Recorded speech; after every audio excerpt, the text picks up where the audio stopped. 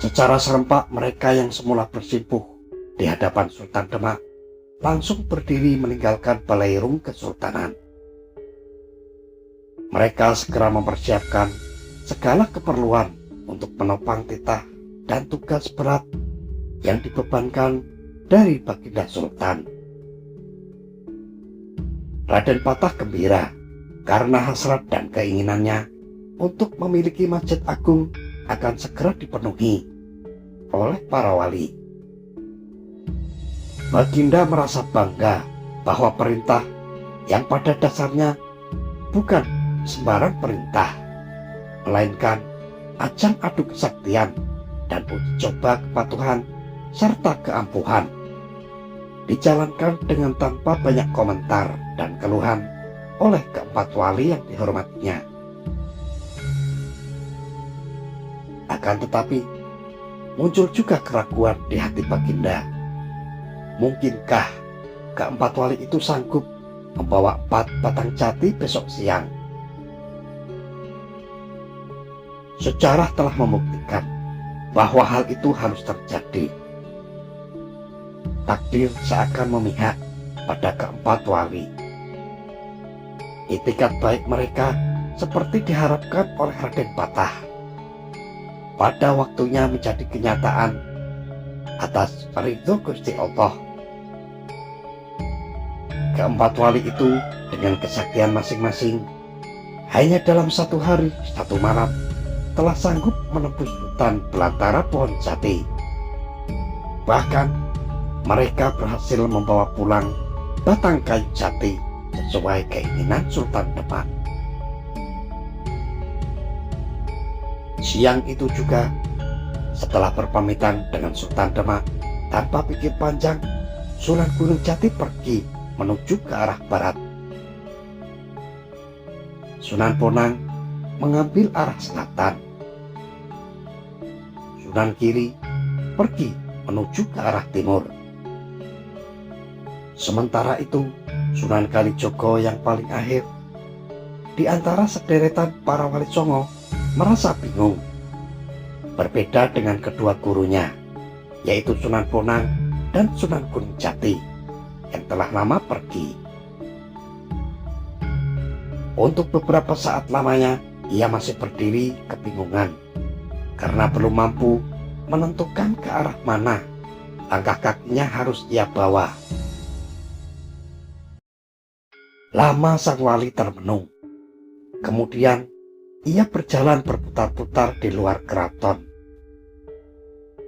Akhirnya ia memutuskan untuk mengambil arah utara karena tidak ada pilihan lain. Arah utara adalah arah mata angin yang disisakan oleh ketiga wali lainnya. Ia mengayunkan langkah kakinya ke arah utara, sekalipun masih ragu apakah ia akan berhasil memperoleh batang kayu jati yang diminta Sultan jika menyusuri arah mata angin itu. Dalam benak Sunan Kalijogo berkecamuk sejumlah masalah rutin yang belum terselesaikan. Sementara itu, tugas berat dan utama untuk mencari batang kayu jati yang dianggap aneh itu menjadi tantangan khusus yang harus segera dipenuhi. Akankah ia berhasil menunaikan tugas suci yang mendadak ini? Begitu pikirnya dalam hati. Perintah Sang Sinuwun Sultan memang aneh dan tidaklah sembarangan. Aku yakin hasil tugas mulia ini suatu saat akan menjadi sebuah legenda besar bagi kerajaan Demak. Akan tetapi, apa maksud Sang Sultan sebenarnya? Pikiran Sunan Kalijogo melayang kembali. Langkah Sunan Kalijogo yang semula perlahan diubah menjadi sederetan langkah cepat dan pasti. Tak terasa, ia telah berjalan jauh meninggalkan Balairung Kesultanan Demak. Waktu beranjak sore, dan sang mentari di ufuk barat hampir membenamkan diri.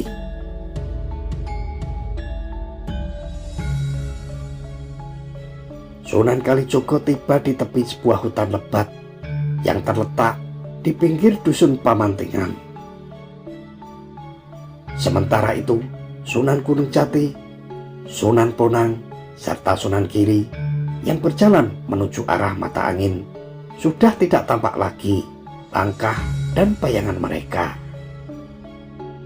Dengan keahlian dan kepandaian mereka, seperti halnya Sunan Kalijogo mulai melakukan tugas yang menuai uji coba kesaktian atas usul Sultan Demak. Malam pun tiba menutupi sosok tubuh para wali yang terus berjalan dalam kegelapan hutan jati.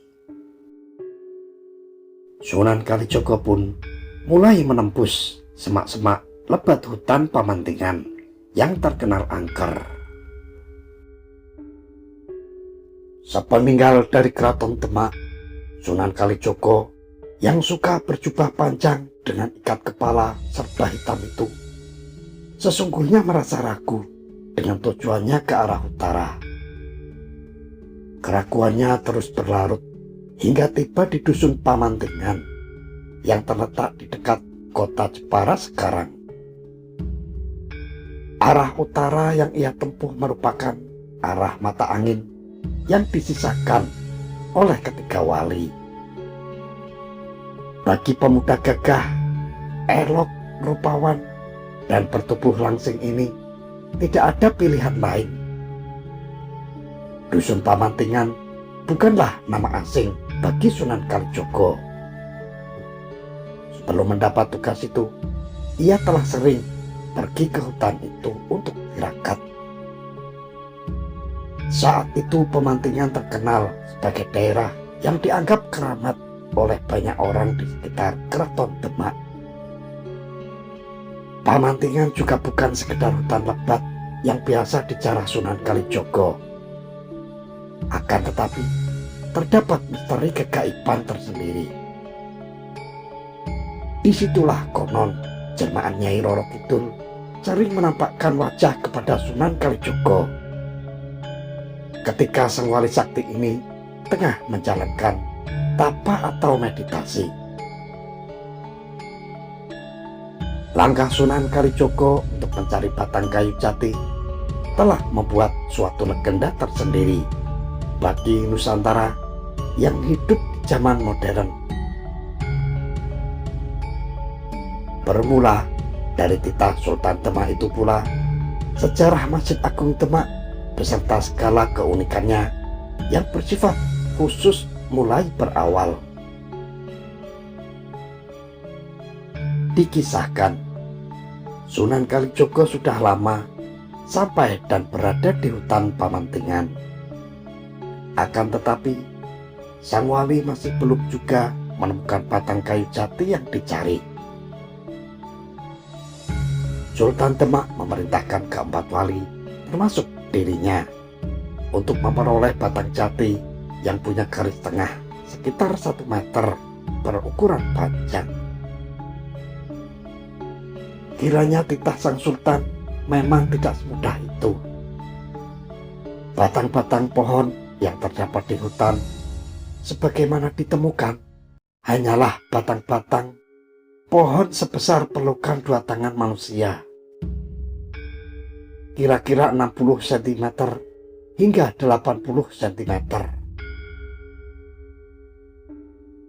Batang kayu jati itu termasuk batang yang kecilan tidak memenuhi syarat sebagaimana dititahkan oleh Sultan.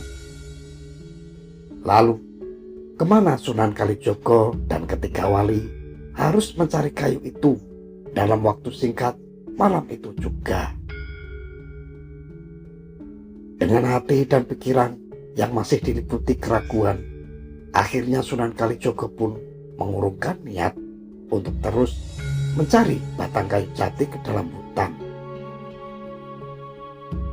Pembatalan niat itu diganti dengan mengayunkan langkah berbelok ke arah kiri bagian hutan, hingga sampailah ia ke suatu tempat pertapaan yang terpencil letaknya.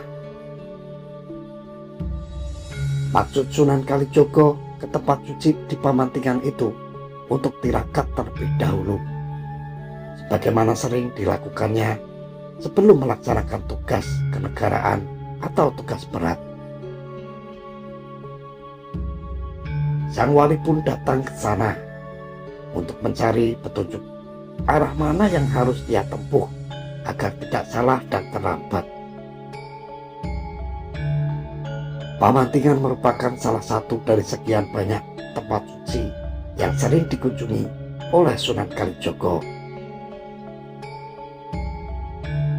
Konon, di situ pula kelak tempat bersemayam cucu Raden Patah bernama Ratu Kalinyamat yang terkenal dan turut mewarnai era Islam dalam zaman Kesultanan Pajang. Biasanya dari tempat itu pula tugas-tugas berat yang diemban Sunan Kalijogo akan terpecahkan sesuai petunjuk ilham yang didapat di sana. Menurut kisahnya pula, Pamantingan atau yang sekarang dikenal dengan sebutan Mantingan yang terletak dekat kota Demak dan Jepara itu dulu merupakan sebuah petilasan yang tidak pernah dilewatkan oleh sang wali. Di tempat itu pernah hidup seorang pertapa wanita yang bergelar Cemara Tunggal, sehingga tempat itu sering disebut sebagai pertapaan Cemara Tunggal. Di pertapaan Cemara Tunggal yang konon merupakan tempat yang sering didatangi oleh Kanjeng Ratu Segoro Kidul atau Nyai Roro Kidul itulah, Sunan Kalijogo secara gaib segera memperoleh petunjuk kemana ia harus melangkah dan di mana sebenarnya letak pohon jati raksasa yang harus dicari dan dibawa ke Demak. "Nger, anakku Kalijogo, kembalilah berjalan ke arah selatan, Nger, dan pulanglah kembali melintas keraton Demak." Suara gaib pertapa wanita itu tiba-tiba muncul dengan wujudnya yang cantik saat Sunan Kalijogo melakukan meditasi di atas batu bulat yang ada di sekitarnya. "Carilah hutan jati bernama Gunung Pati. Di sana kau akan menemukan sebuah gua. Di dekat gua itu akan kau temukan batang pohon jati yang kau cari. Tetapi," ucap Cemara Tunggal dengan lembut, "tidak semudah itu kau akan mendapatkannya, Nger." Menurut penuturan pertapa wanita itu, pohon jati yang dicari Sunan Kalijogo itu dihuni kera-kera raksasa yang pandai berbicara seperti manusia. Oleh karena itu, menurut guru rohani Sunan Kalijogo, tidak mustahil kera-kera raksasa itu akan menyerang Sunan Kalijogo. Bahkan mereka akan minta dibawa ke Demak. "Engkau harus mampu menghalau mereka, sebab pohon itu memang milik mereka. Pergilah sekarang juga membujuk mereka dan meminta mereka untuk tetap tinggal di tempat itu, Nger." Suara dan wujud pertapa wanita sakti cantik itu pun kemudian lenyap. Sunan Kalijogo segera menundukkan kepala sebagai tanda hormat. Setelah itu, ia pun bangun dari meditasi dan segera bangkit untuk bergegas membalikkan langkah keluar hutan. Sementara itu, waktu menjelang dini hari. Keadaan waktu ini menjadi pertanda bagi Sunan Kalijogo bahwa batas waktu untuk membawa kayu jati raksasa hampir habis. Untuk itu, jika tidak ingin terlambat, ia harus segera berpacu dengan waktu agar besok tiba di Demak sesuai yang diharapkan. Sunan Kalijogo berada di hutan Gunung Pati mencari pohon jati sesuai dengan petunjuk pertapa wanita Cemara Tunggal dari Pamantingan. Dini hari menjelang subuh, Sunan Kalijogo telah melintas kembali ke wilayah Demak menuju arah selatan hingga sampai ke sebuah hutan atau alas yang bernama Gunung Pati. Setiba di tepi hutan lebat itu, sang wali mengambil arah timur, masuk ke dalam hutan.